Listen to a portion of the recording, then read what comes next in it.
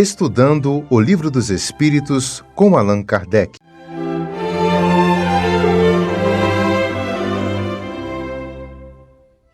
Meus amigos, boa noite. Que Jesus, o nosso Mestre, nos abençoe hoje e sempre.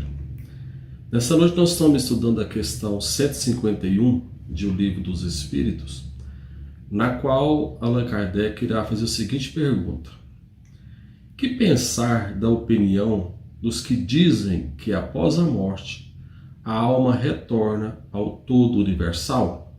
Ou seja, Kardec ele está investigando, ele está estudando nesse trecho de O Livro dos Espíritos a individualidade da alma, ou seja, a individualidade do ser espiritual.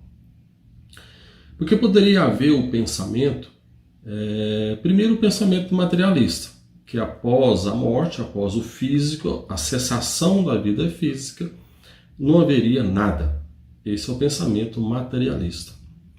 Mas também poderia haver o pensamento em que a mente não fosse algo, o ser espiritual não fosse algo individual. Que cada um de nós, a nossa inteligência, os nossos atributos, fosse, na verdade, a parte de um todo, a manifestação de um único ser, um único todo. Ou seja, que cada um de nós fosse, na verdade, como se fosse uma pequena gota do oceano. Então, na realidade, não existe a gota, existe o oceano, né? A gota é apenas o fracionamento temporário do próprio oceano. E Kardec está querendo dizer o seguinte: olha, será que então nós somos um ser individual, nós conservamos essa individualidade após a desencarnação? Ou não? A gente volta para esse todo, a gente volta para esse oceano de inteligência. Vamos, antes da gente ver a resposta, pensar o seguinte: o Espiritismo, ele, em primeiro instante, ele inaugura uma nova forma de pensar ao afirmar que nós já existíamos antes da encarnação. O Espiritismo afirma, então, que o ser, o indivíduo, ou seja, já separa o eu de um todo, eu já existia antes da encarnação. Tanto existia, quanto antes de nascer eu participo do planejamento, da escolha das provas, do tipo de vida que eu quero ter. Mas independentemente desse raciocínio, que tem muito a ver com essa questão da individualidade da alma, vamos imaginar o seguinte: existe a grande massa da multidão, ou seja, a grande massa da humanidade, que é formada de seres que estão num nível parecido, vamos dizer assim, né? Pessoas que têm um nível moral parecido com o meu, um nível de inteligência parecido com a minha, e por aí vai. Então nós seríamos aquela grande massa. Mas, por outro lado, existem pessoas, indivíduos, que se destacam na humanidade por suas qualidades muito acima do conceito geral. Por exemplo, quando a gente pega um Buda, com seus ensinamentos acerca da origem da dor, do porquê sofremos, porquê o ser humano vive da forma que vive. Quando a gente pega um Gandhi, que vai ensinar que é possível a transformação social através da paz, que não é necessária a violência para que haja uma transformação social. Quando a gente pega um Sócrates, que vai nos ensinar o conceito real de justiça, de indivíduo, de sociedade, do porquê que existe a necessidade da sociedade, o real significado do político, não essa política que a gente conhece, mas o que é de fato, lá na sua essência, o filósofo e o político, né? Quando a gente conhece um Aristóteles com as suas afirmativas tanto do lado da matemática quanto da filosofia, Agostinho de Hipona, um Chico Xavier, por exemplo, um indivíduo igual Mozart, que com 3 anos já se destacava na música, Beethoven, ou seja, tantos gênios que a humanidade teve, que nos mostra que existe algo além, algo que precisa ser investigado. Essas pessoas, essas que eu citei como exemplo aqui, eles não frequentaram uma escola para aprender aquelas qualidades que eles tiveram nessa vida. Você não pode dizer que o Mozart foi o gênio musical que foi porque frequentou a escola musical. Ele já nasceu nesta encarnação com as suas habilidades.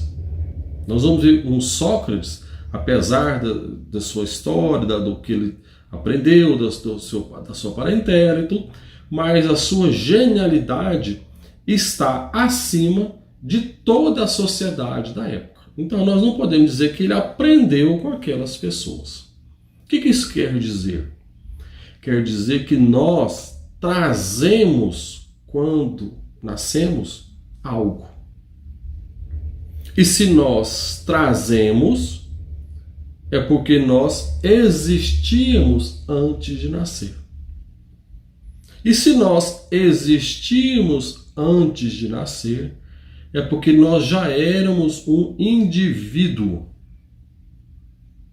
Ou seja, nós já éramos um ser independente. O Espiritismo coloca isso com muita clareza, que nós, espíritos, existíamos antes do nascimento.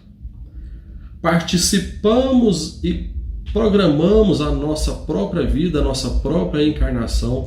Nós vamos dizer lá no mundo espiritual, olha, eu preciso passar por essas dificuldades, eu preciso ter esse tipo de vida para poder aprender tal coisa, para superar essa minha dificuldade no campo da vaidade, do egoísmo, dessa inimizade que eu tenho, dessa dificuldade de convivência que eu tenho com fulano de tal. Então eu preciso desse tipo de vida. Então as dificuldades de nossa vida nós vemos que fazem parte de um planejamento que o indivíduo, ou seja, o ser, pensa que é melhor para o seu crescimento espiritual. E penso que um bom exemplo para a gente ver a questão da individualidade após a desencarnação são as mensagens, há vários livros de mensagens, de cartas familiares que foram recebidas por Chico Xavier. Quando a gente lê aquelas cartas, quando a gente vê o que aqueles espíritos estão escrevendo aos seus familiares, nós vemos, em essência, o seguinte: aquela pessoa no mundo espiritual é a mesma no mundo material, é a mesma no seu sentido mais amplo. Quer dizer o seguinte, que ela continua com seus afetos, com seus amores, com as suas seus relacionamentos de desejo, de querer bem a tais pessoas. Por exemplo, tem um livro chamado Porto de Alegria, em que narra um episódio de uma mãe em que o seu filho, jovem ainda, ele se formou em técnico de segurança do trabalho no interior de São Paulo. Eles residiam em São Carlos, em São Paulo, interior de São Paulo, e ele foi então trabalhar em Tucuruí, interior do Pará. Não obstante a distância, ele falava com a mãe por telefone toda semana, ele manifestava que estava alegre, satisfeito com aquela situação. Mas no final de semana, no domingo, lá ele com os amigos, eles foram mergulhar no rio. Nesse mergulho ele se afogou. Não bastasse essa tragédia para ela, o seu irmão, em vista da desencarnação do irmão que havia se afogado, entra em depressão.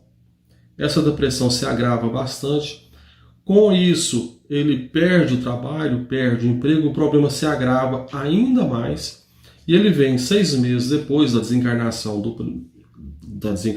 do irmão mais novo, ele vem a se suicidar. Imagina a situação dessa mãe, vendo tudo isso. E ela então continua só, ela já era viúva, ela continua só com o filho caçula. Então, com a sua fé, ela vai lá nas reuniões do Chico em Uberaba e recebe a primeira carta do filho que havia suicidado. E ele diz a ela: olha, mãe, primeira coisa, muitas saudades da senhora, da minha esposa, da minha filha. Eu estou aqui ainda convalescente, melhorando, mas eu agradeço muito a senhora por ter recebido na sua casa a minha esposa e a minha filha. Apesar de todos os preconceitos, apesar de tudo, a senhora as recebeu como filhas na casa da senhora e eu sou muito grata à senhora por isso. E ele continua um pouco, na carta, afirmando em essência isso, as saudades que ele tinha da família, a gratidão à mãe por ter acolhido na sua casa a sua esposa e a sua filha e estar ali proporcionando a elas um acolhimento, uma segurança para ela depois do episódio. Então, dando a ele, no mundo espiritual, um pouco de paz, um pouco de serenidade em saber que a família dele, que naquele gesto impensado dele, havia conquistado pelo menos um mínimo ali de segurança, e isso trazia para ele alguma tranquilidade. Passados alguns dias, numa outra visita dela ao Chico, lá nas reuniões do Chico, no centro de Uberaba, o outro filho, o que havia se afogado, ele também dá uma mensagem, mais ou menos no mesmo teor, no sentido assim: olha, mãe, muita saudade da senhora, muita saudade de todos aí, continue aí protegendo e amparando a fulana e a ciclana, as duas, a nora e a neta dela, e dirige também as palavras ao irmão caçula: olha, continue ajudando a mamãe, continue trabalhando no bem, você tem sido aí no mundo material o filho que está valendo por 3, porque ele estava fazendo o papel dos 2 filhos que haviam desencarnado. E essas mensagens então mostram o quê? Primeiro, o carinho que esses 2 filhos ainda tinham pelos seus entes queridos que ficaram na Terra. As preocupações em saber que eles estavam bem, a tranquilidade que proporcionava a eles que a família estava em segurança, na medida do possível. O que isso mostra? Que nós continuamos a ser, no mundo espiritual, exatamente quem nós somos, com nossas qualidades, nossos afetos, nossos desafetos, com os nossos defeitos, tanto do lado negativo quanto do lado positivo. Nós somos no mundo espiritual quem somos no mundo material. A nossa individualidade, o nosso eu não se perde. Não há transformações miraculosas na morte. O que acontece é que no mundo espiritual, a nossa visão de realidade das coisas passa a mudar com o tempo, porque nós, lá no mundo espiritual, começamos a enxergar que determinadas coisas que nós damos tanto valor, temos tanto apreço por elas, na realidade não significam nada para a nossa felicidade. Muito pelo contrário, acabam prejudicando a nossa própria felicidade, como o apego aos bens materiais, o apego excessivo à carne, no sentido de desfrute dos prazeres, ou seja, a gente vive para ter prazer, e aí chega no mundo espiritual e fala: tá, o que eu fiz? Não fiz nada. Então eles começam a dar mais importância ao valor do tempo, da ocupação útil, de nós sermos úteis onde estejamos, o valor da gentileza, dos bons pensamentos, o quanto de coisas que nós não valorizamos aqui no material passam a ter um valor significativo no mundo espiritual. Mas a nossa individualidade, o nosso eu, é o mesmo.